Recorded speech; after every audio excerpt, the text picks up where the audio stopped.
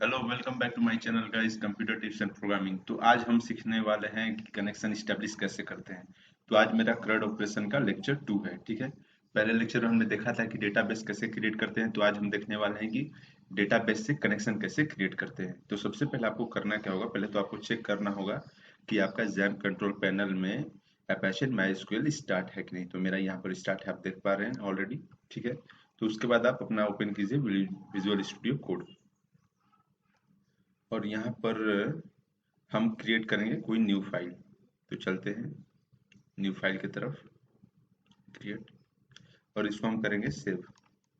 तो मैं बताऊंगा कि सेव कहाँ करना है आपको इस फाइल को। तो लोकल डिस्क में ओपन करूंगा, यहाँ पर XAMPP फोल्डर में जाऊंगा। क्लियर, XAMPP के बाद मैं जाऊंगा htdocs में। तो यहाँ मैं देखता हूँ कि मेरा htdocs फोल्डर कहाँ है।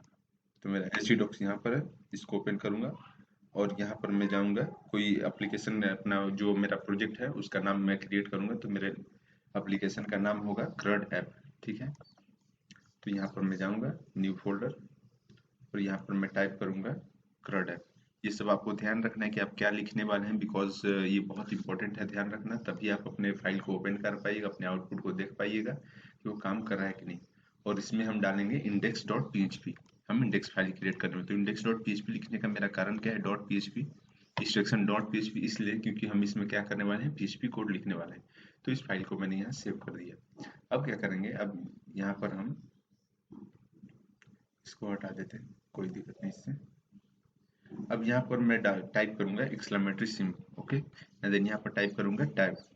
तो मेरा बेसिक HTML5 का कोड आ जाएगा। अब ये इसका फंक्शन है, इसका ये एक बोल सकते हैं। तो इससे बेनिफिट है, यही benefit visual studio code use करने का कि बहुत सारे टिप्स आपको मिल जाते हैं। तो आप जाकर के PHP का मेरा लेक्चर 1 देख सकते हैं, वहाँ पर मैं बताया हूँ, लिंक भी दिया हूँ कैसे क्या करना है।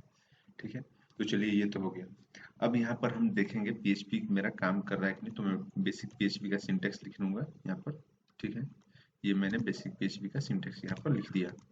अब इसमें हम, आपको पता है कि प्रिंट कराने के लिए क्या करते हैं, तो प्रिंट कराने के लिए एको करते हैं। तो लीजिए मैं एको कर दिए यहाँ पर, और ये यहाँ पर डबल कोट सेमीकोलन, यहाँ पर जो प्रिंट कराना है वो प्रिंट कराए। तो मैं यहाँ पर टाइप करूंगा दिस इज टेक्नो वाइब्स, क्योंकि मेरा एक और चैनल है टेक्नो वाइब्स, आप उसको विजिट कर सकते हो। वहाँ टेक्निकल नॉन टेक्निकल सारी बातें बताता हूँ, मोबाइल लैपटॉप से रिलेटेड, यूट्यूब से रिलेटेड बहुत कुछ बातें बताया हूँ मैं।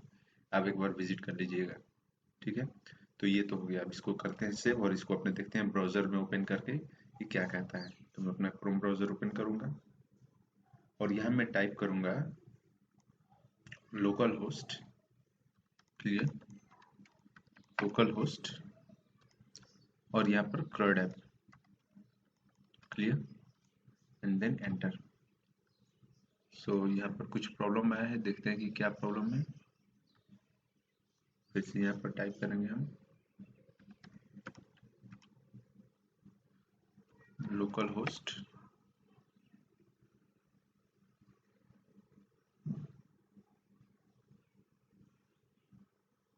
देन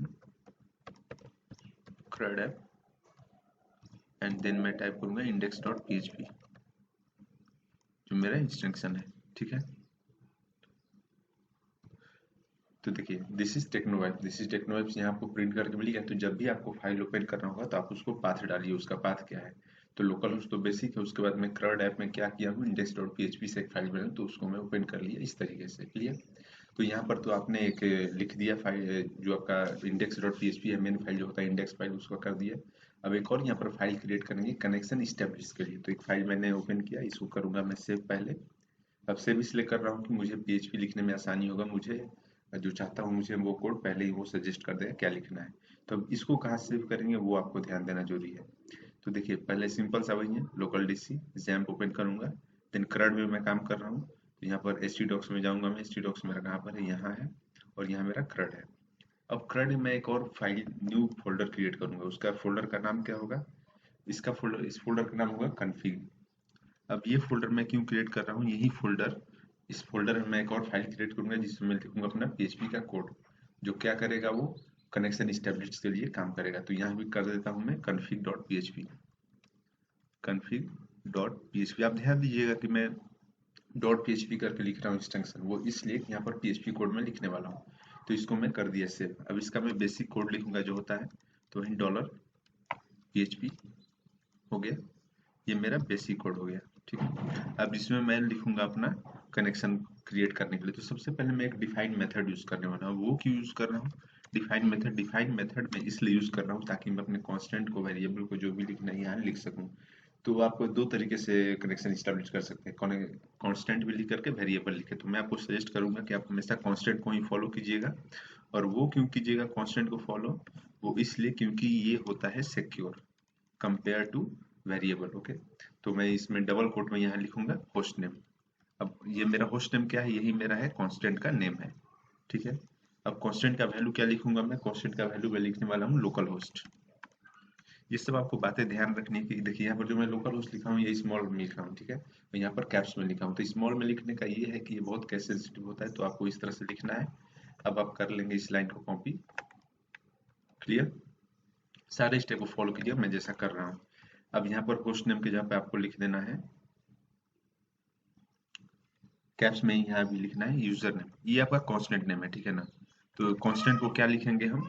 कैप्स में लिखेंगे, और कांस्टेंट का वैल्यू क्या लिखेंगे? वो स्मॉल में लिखेंगे। तो यूजर नेम मेरा क्या हो जाएगा? रूट हो जाएगा। ठीक है, ये आपको हमेशा ध्यान रखना है, इस तरह से लिखना है। क्लियर? आप सारे स्टेप को फॉलो कीजिए, बहुत आसानी तरीके से मैं आपको बताने वाला हूँ। देन यहाँ पर पेस्ट अगेन करेंगे और उसके बाद मैं डालूंगा पासवर्ड। अब यहाँ पर मैं लिख दिया पासवर्ड। ये मेरा हो गया कांस्टेंट नेम, एंड देन यहाँ पर ये हो जाएगा एम्प्टी। यहाँ पर मैं कुछ नहीं डालूंगा।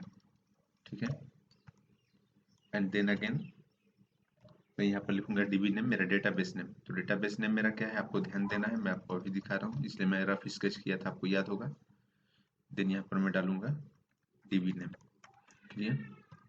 अब आते हैं कि मैं क्या डालने वाले हैं। मेरा डेटाबेस का नेम क्या है? तो मेरे डेटाबेस का नाम क्या है? PHP app. मैं जब इसमें क्रिएट किया था डेटाबेस, तो उसमें मैं पीएचपी ऐप लिखा था। तो आपको ये ध्यान देना होगा कि मैं क्या लिखा था, इसलिए मैं रफ स्केच किया था। तो कभी भी आप भी प्रोजेक्ट बनाइएगा, कोई भी प्रोजेक्ट, तो एक रफ स्केच कीजिएगा, तो आपके लिए यही बेनिफिट होगा कि आपको ढूंढना नहीं पड़ेगा, कंफ्यूज होना नहीं पड़ेगा, आसानी से कर सकते हैं। अब यहाँ पर हम क्या करेंगे? अब यहाँ पर हम माई एसक्यूएल आई अपना लिखेंगे। तो यहाँ पर मैं लिख रहा हूँ माई एसक्यूएल आई। ठीक है,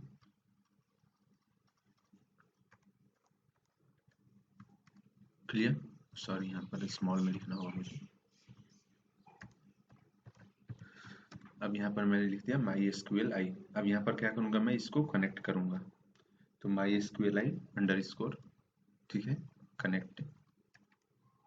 तो my SQL under score connect कर दिया। मैं इसको मैं सेमीकोलन से क्लोज करूंगा। ये आपको ध्यान देना है, छोटा छोटा बात, वरना फिर आप कंफ्यूज हो जाएगा। अब एक और बताता हूँ कांस्टेंट लिखने का क्या फायदा हुआ। जब मैं कांस्टेंट लिख दिया तो मुझे ज्यादा कोड नहीं लिखना पड़ेगा, बहुत आसानी से और सिंपल सा लिखना पड़ेगा, जो मुझे आसानी से समझ में आने वाला है। तो होस्ट नेम हो गया मेरा पहला कांस्टेंट। दूसरा मेरा कांस्टेंट क्या है? User name. ठीक है, तो यूजर नेम मैंने लिख दिया। ठीक है, उसके बाद मेरा क्या है? पासवर्ड। तो पासवर्ड भी मैंने लिख दिया।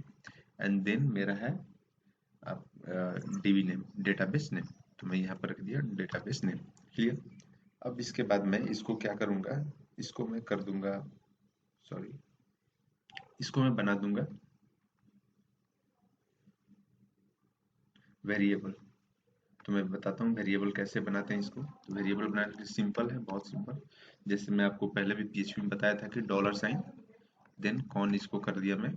ठीक है, इसको कॉन कर दिया, ये मेरा वेरिएबल हो गया। तो ठीक है, अब ये मेरा पूरा वेरिएबल हो चुका है। अब क्या करूंगा? मैं वेरिएबल को कॉल करूंगा और चेक करूंगा कि क्या ये सही है कि नहीं। तो उसके लिए क्या करना होगा? आपको इफ का यूज करना होगा, सिंपल है। अगर आपने पहले फॉलो किया है मेरे ट्यूटोरियल को तो आपको पता होगा कि कैसे करते हैं। तो यहाँ पर मैं कर दिया डॉलर कॉन।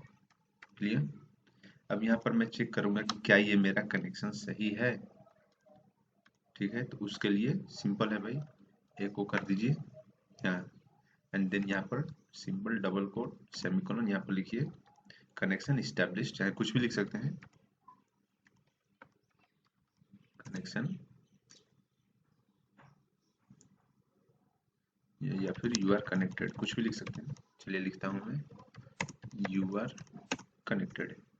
क्लियर? अब एक और चीज मैं आपको बताना चाहूंगा, यहाँ पर सेव कर दिया मैं। अब चेक करता हूँ इसको कि ये क्या कहता है।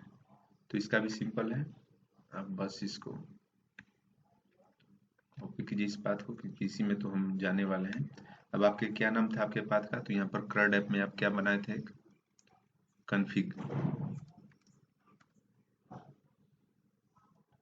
config and then config.php।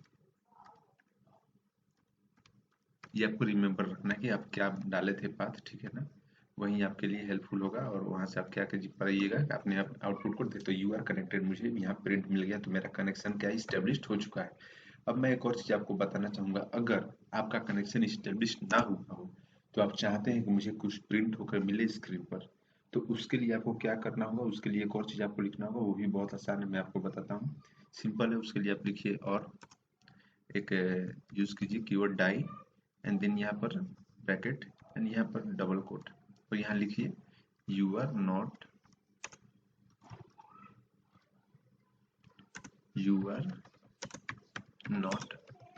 Connected.